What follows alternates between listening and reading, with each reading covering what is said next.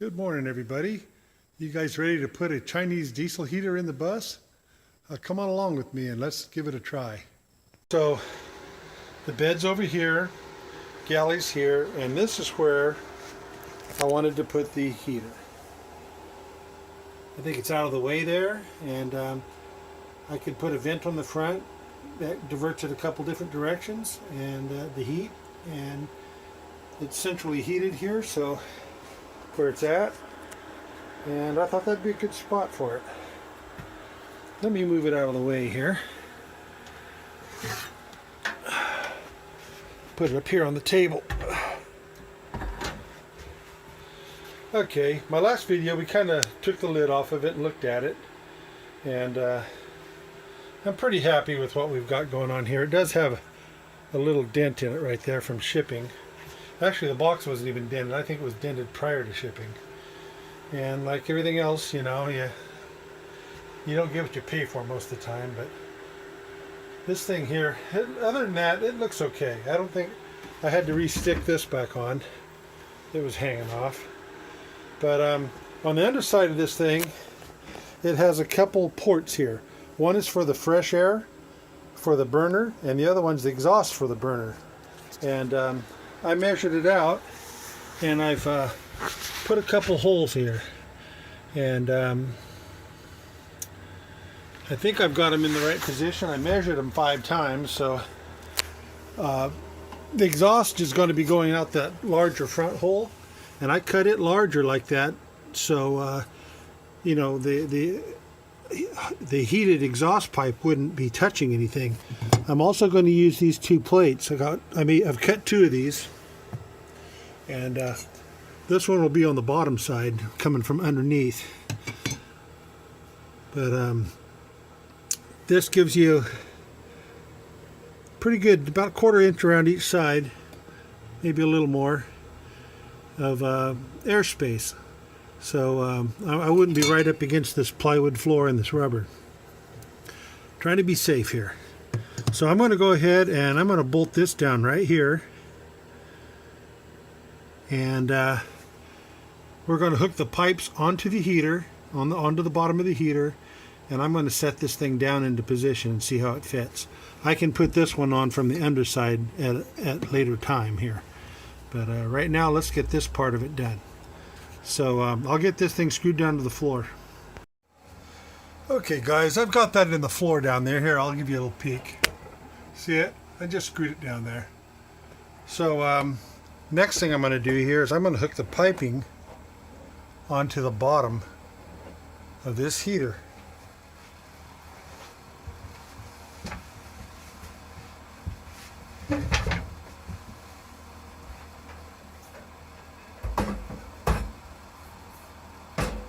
So this is the intake. This is the one that's going to require this pipe right here. So I'm going to go ahead and put me a clamp on there.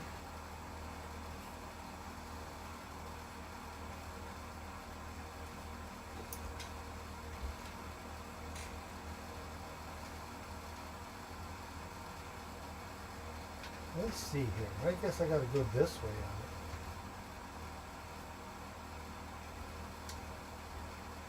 They're not leaving me a lot of room here to put this clamp on.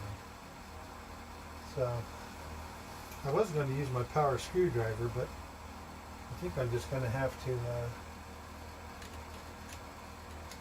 do it this way.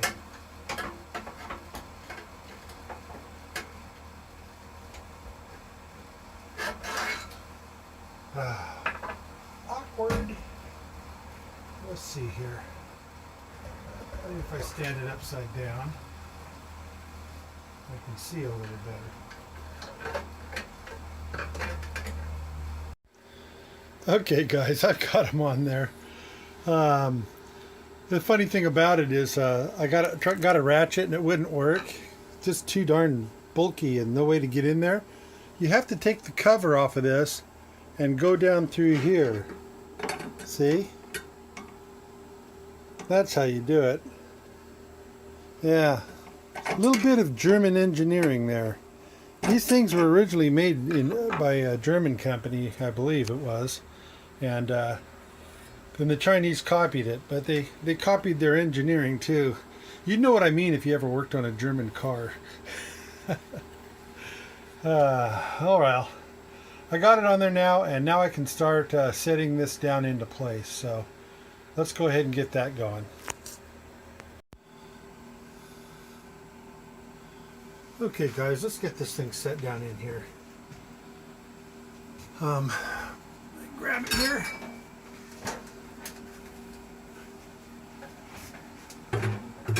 Get that exhaust pipe down the hole first.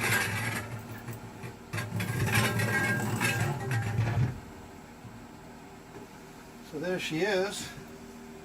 I must have got the holes in the right place. It went in. Alright, so I'm going to go to the underside and I'm going to put that plate on and get it all ready under there. So that's our next step. Okay guys, so this is what we ended up with. We've got the through the floor plate. It's metal, keeps the heat from getting up against the plywood flooring. Here we have the intake. I cut that hole to fit perfectly. I may come in here with some type of high heat sealant and go around these pipes a little bit just to make sure, even though this pipe doesn't create any heat here, this black one, but this one here gets a little bit hot. So I've got it down here, and I got the bracket in, I got the muffler on, I got everything all tightened up. So we're ready to go back up top and hook up the electrical. Well, I've been stringing this wire into this armor from behind, before going behind this cabinet here. I've got the wires hooked up here. Now I need to go over to the fuse box and set this up on a good strong fuse. I'm going to put it on a 15 amp fuse, because this thing will draw up to maybe a little more than 10 amps at startup, and when it's running, depending if you're running on low or high, it'll draw between 1 and 3 amps.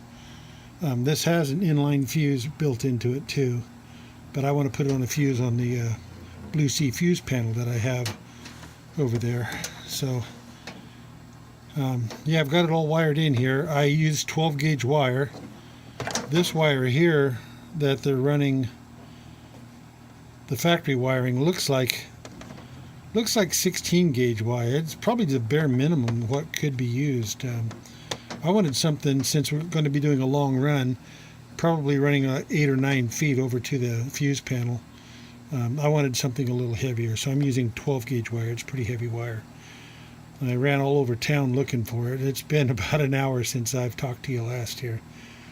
But I finally had to go over to my favorite mechanic, and he does auto electrical over there, and I had to buy the wire from him because I couldn't find it anywhere.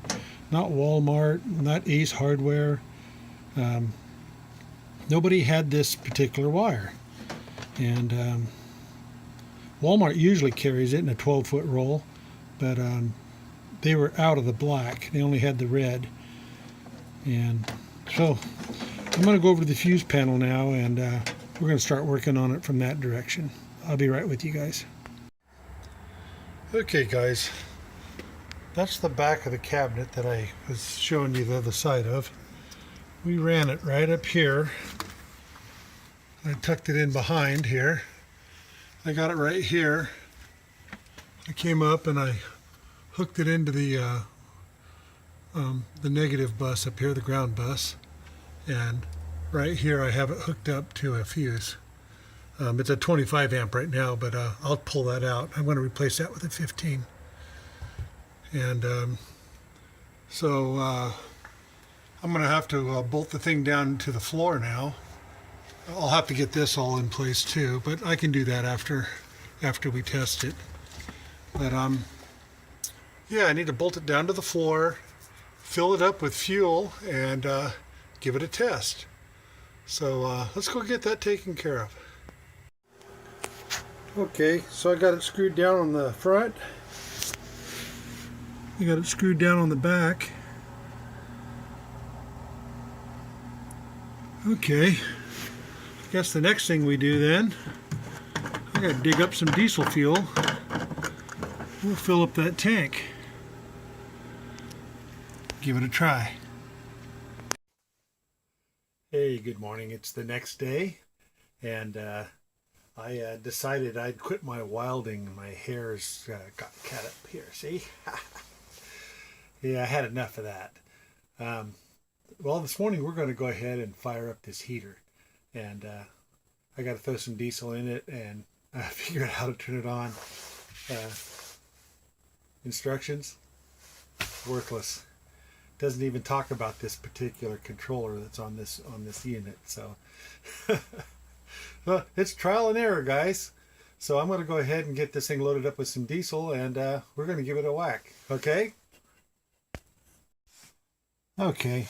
It took me a minute to figure the can out. It's a new can. I just wanted something dribble proof to put on here. So it has a trigger mechanism on it, and you have to push it forward. But with a good fuel delivery system, should be able to fill this thing up without having any spillage, any smell.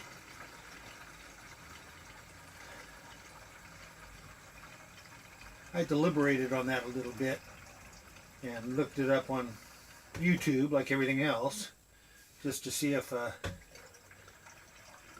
this was a good way of doing it before I even bought this all-in-one unit. But I was assured that there's not any smell, and if you don't allow it to drip, you'd be fine.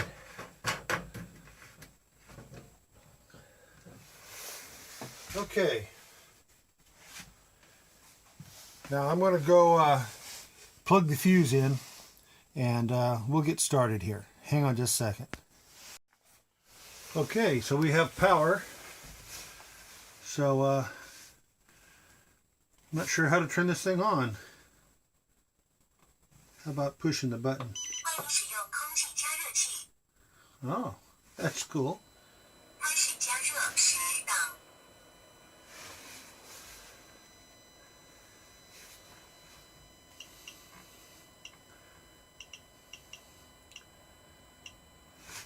Oh, it's got a digital dial. See how it goes up and down here? Cool. So it's on high. I'm going to assume it needs to be on high. It keeps talking to me, but I'm not sure what it's saying.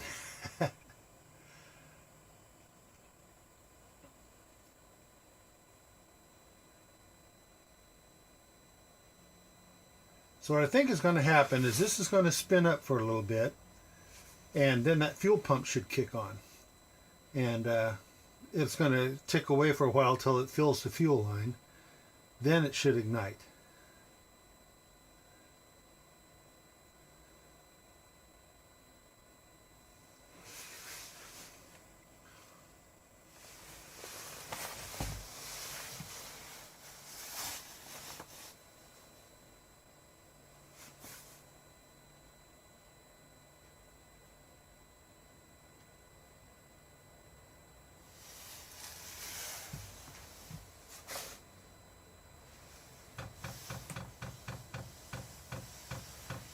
There goes the pump.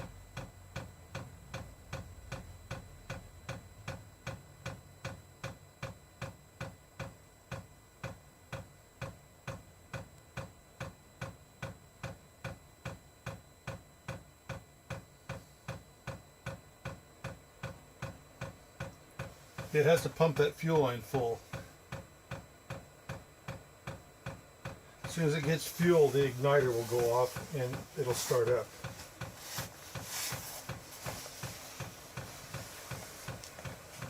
I hear the fan starting to kick on a little higher.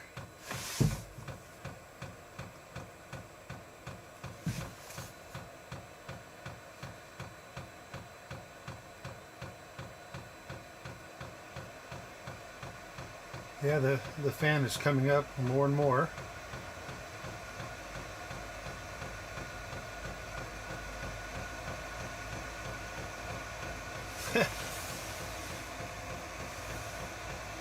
A little piece of styrofoam flew out of it. It's got a pretty good fan going right now.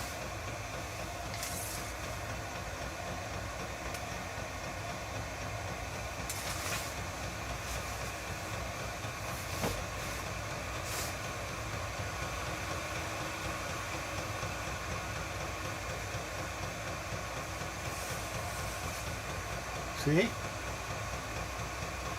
It's really coming out of there.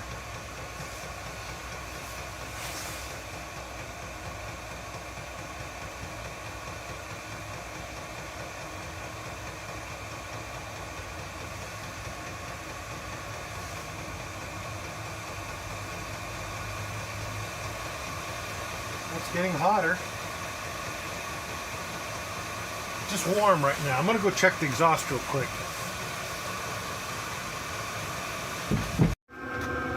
Okay.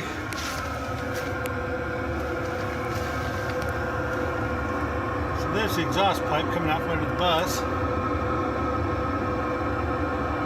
That's the sound of it there. Not very loud at all. That wouldn't bother anybody. It sounds like if anybody's ever heard a bilge vent on a boat, kind of sounds like that. I will take a pair of snippers and snip that little extra bolt off of there later. Just want to get it up and running right now. My God, that was easy. I expected a lot of problems.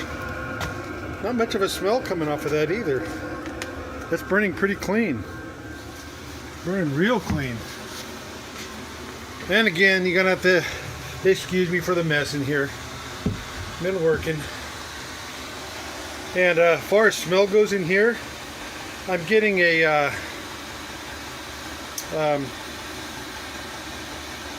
just a slight warm metal smell in here, and it's only because of this thing firing up for the first time. And let's take a look and see what this guy's doing right here.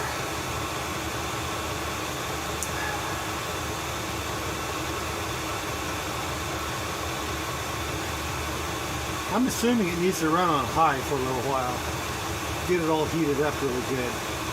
And once I let it run on that, I'm going to turn this down a little bit. As you can see right here, this is the temperature dial. Watch when I turn it down. See, the red disappears. Now, see, I'm down on 6. And it just told me to turn it back up.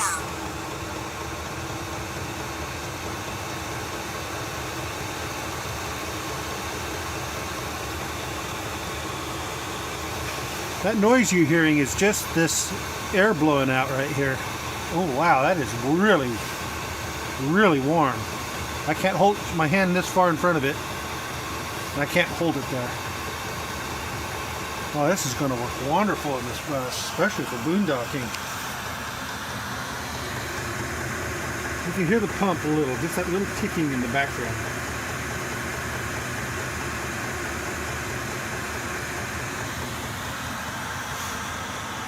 Well, this is great, guys. I have a diesel heater now in the bus. Good, great for boondocking and staying warm when you're out, running off a 12 volt.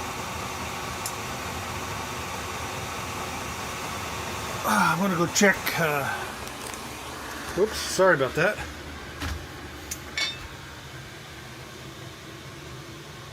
.4.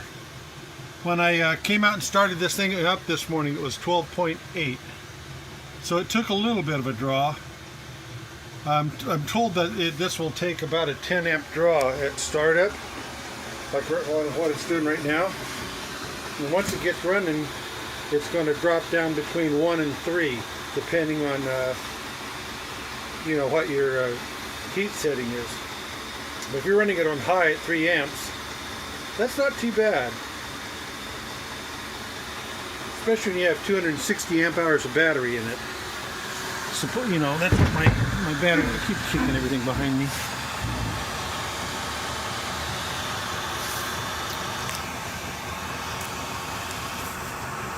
Well, what do you guys think?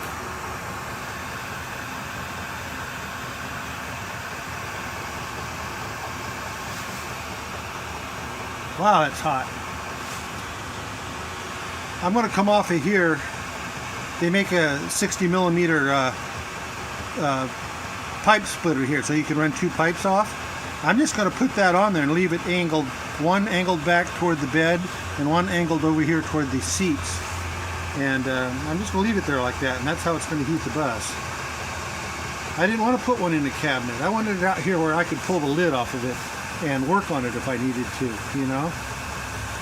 And my whole philosophy on this bus is to put things where you can find them, make them simple to operate, make them simple to repair.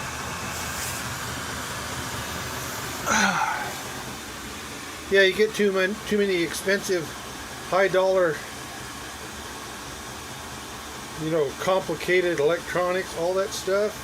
It gets too much. Next thing you know, you're at a repair shop or some electronic specialist to try to get things worked out for you.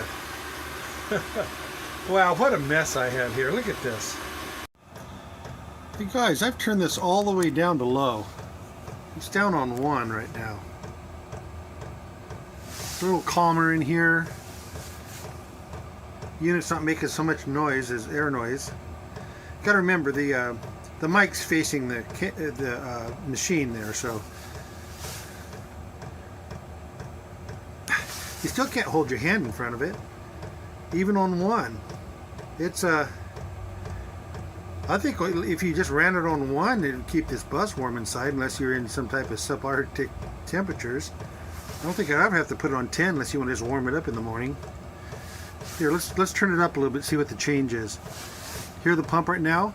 It's a steady thump, thump, thump, thump. Let's put it up on 2 and see what happens.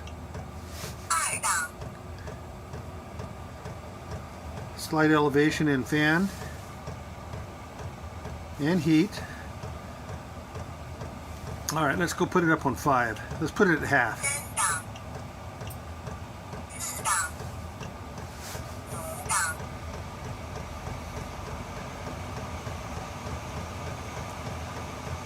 That's 5. That's udon. Now it's starting to get really hot again. I think it's pretty efficient little heater. Yeah, that's 5 be about as high as you'd ever want to put this thing. This thing will run you out of here.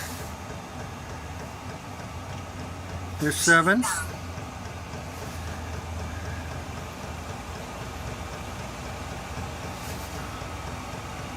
There's 8. It's blowing really hard again. Man, that's getting really hot again. And let's put up on 9. And 10. And there it is. It's kind of noisy on 10, I think.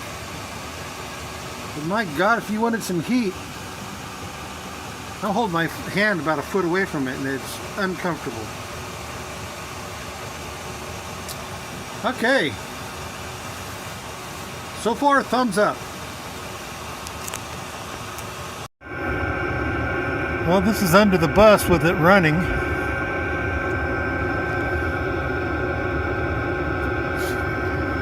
Well, pipe's hot.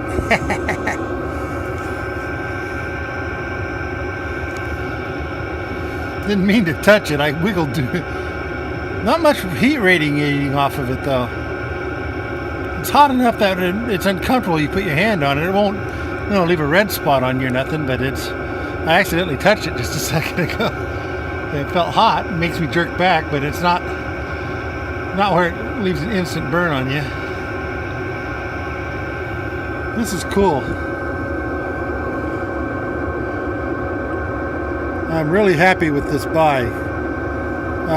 I'll put a link in if anybody's interested in this. It was fairly inexpensive. I think it was $155 with it. I got a special little buyer certificate from Amazon off of it. So if you guys want one, you can check it out. Well guys, so I guess I'm going to go in there and finish up that wiring, you know, get it all buttoned up really tight. And the wiring that's behind the heater, I'm going to go ahead and do that too. And I think the next thing I'm going to work on is that I'm going to revamp my table a little bit. It's got this great big mount on it, and it's clunky. When you put it away, it rattles around behind the driver's seat, and I think I'm going to take that out. It also stops it from sliding in between the cabinet and the heater unit that I just put in. You know, that's because that's where I stored it. I'm going to put in this little leg on it instead. It'll be removable, and I can store this away, and obviously it's real quiet. It doesn't ding around like a metal piece. It doesn't sit there and ring like a bell when it's bouncing down the road, you know. So I'm going to go ahead and put this on the table, and I think that'll be a lot better addition to it. And I'm at 949 subscribers. I'm getting close to 1,000. So I want to thank everybody that has subscribed, and I really appreciate it. I'm really curious to see what's going to happen when I hit 1,000 and get my $1.24 a month or something like that. But we'll see anyway. So if you guys haven't subscribed yet, go ahead and hit the button for me. You know, it won't hurt nothing. Okay, so I'm going to see you on the next time. Bye-bye.